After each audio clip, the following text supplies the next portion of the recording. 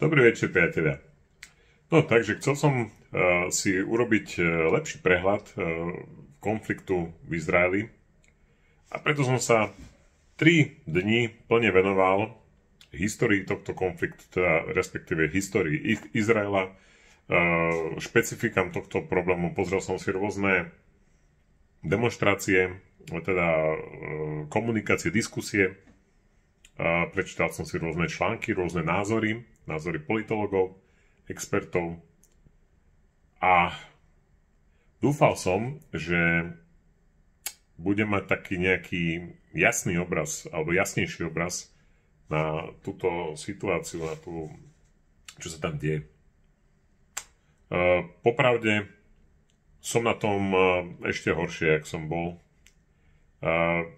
Naozaj, ja vôbec netuším.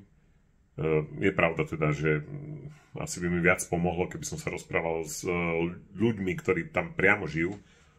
Ja po 3 dňoch štúdia vôbec netuším,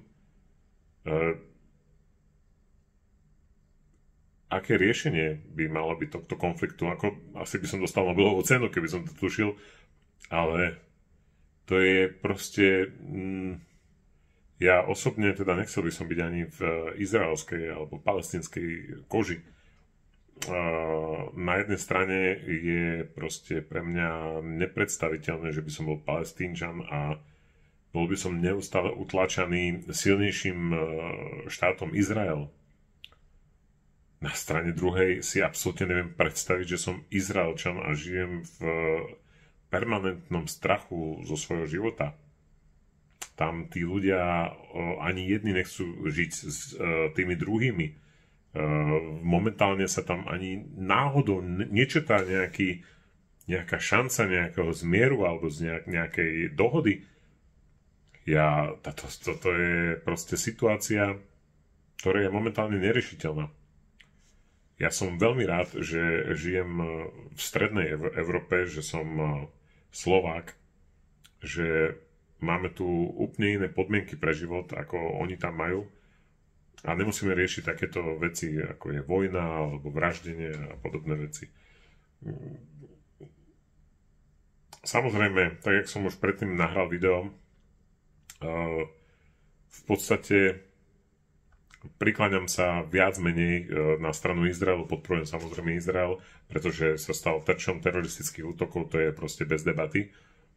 Ale tento konflikt skutočne nie je úplne čierno-biely, pretože naozaj tých ľudí, ktorí žijú a trpia v tej Gaze, mne je takisto veľmi ľúto, presne takisto ľúto ako tých Izraelčanov, ktorí boli zabíjani tými nenormálnym teroristickým útokom. Takže toto je asi tak všetko k tomu. Budem to ďalej sledovať, samozrejme som zvedavý, pretože geopolitika ma veľmi zaujíma, ale teda toto je veľmi, veľmi zlý konflikt a koniec asi nebude tak skoro. Ďakujem pekne za pozornosť a teda držím palce, aby sa to nejak vyriešilo. Pekný večer.